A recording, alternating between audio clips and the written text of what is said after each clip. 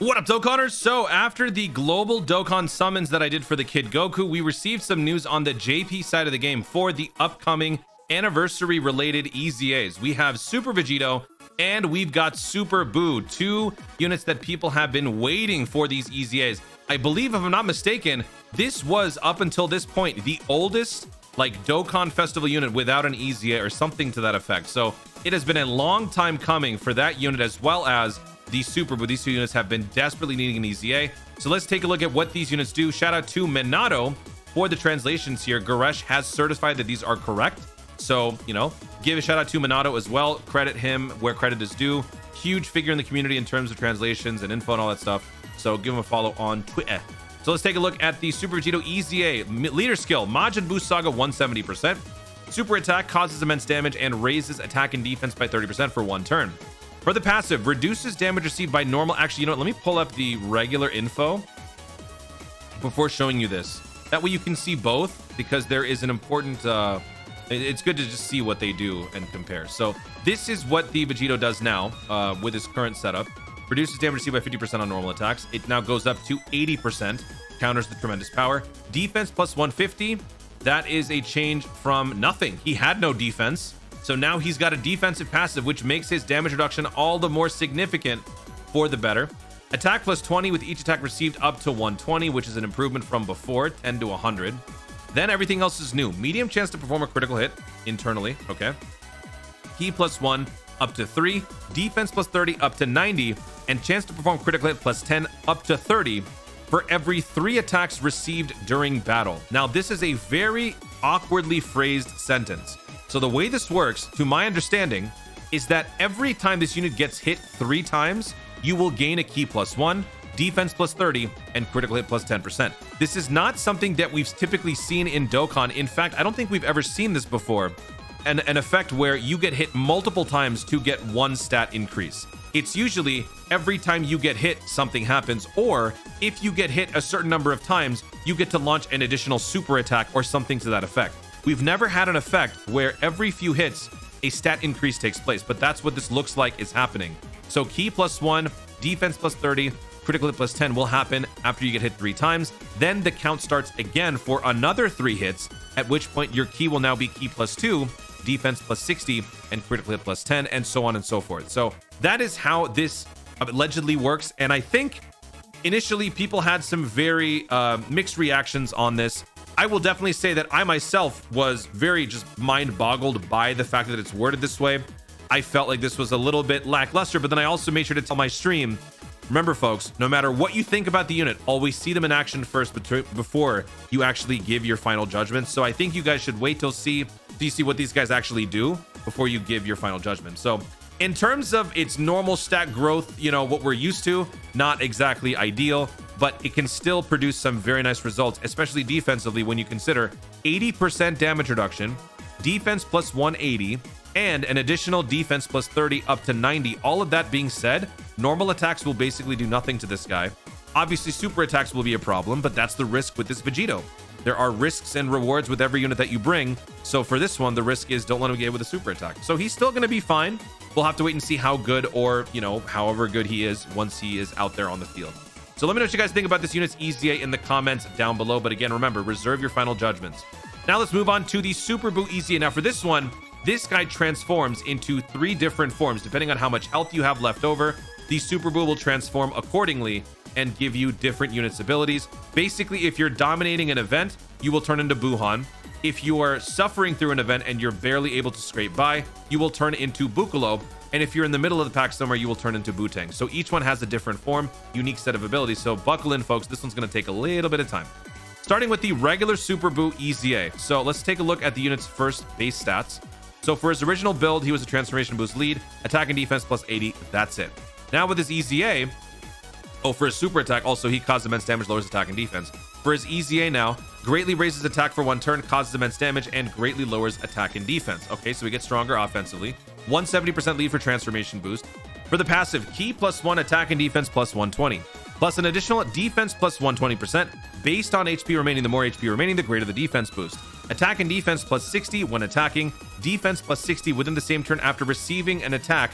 Transforms when conditions are met. So in his untransformed state, he's already going to be producing insanely different numbers compared to its original form. Its original form, he would never want to bring this guy. Now, he's got a whole lot more muscle to pack on, and he will be a whole lot more effective even when he does not transform. Now, when he transforms, the conditions have not been revealed yet, as we've seen here. They only show the unit's individual info. They do not show the transformation conditions. So once again, we are going to be left wondering if they're going to be ultimately altering the parameters of the transformation conditions. Here, currently, it is an 80% to 100% interval for Buhan. It is between 50 and 79 that you get Butanks, and then 49% or below gives you Bukalo. So, are they going to simply keep this as is, or are they going to broaden these out? Because if they do, something else has got to give. Because if you think about it, each one sort of occupies its own third on the health spectrum. So if you were to make one parameter larger, the other two would be lesser. So if they're going to do that, which forms are they going to decrease? Which ones are they going to increase? Are they going to make Buhan a lot easier to achieve? Are they going to make Bukalo a whole lot easier to achieve? Or what? We'll have to wait and see. I personally think they're not going to change this at all, as this is a pretty nice balance as it is. And as you're about to see, these units' abilities in their different forms are very good. Starting with Buhan, if you're dominating an event between HP 80 and 100%, you will be turning into Buhan. Greatly raises attack and defense for 3 turns and causes immense damage. This is a big change from his form where he greatly raises attack and defense for 1 turn and causes immense damage. Now for the passive, recovers 12% HP at the start of the turn, improved from 10.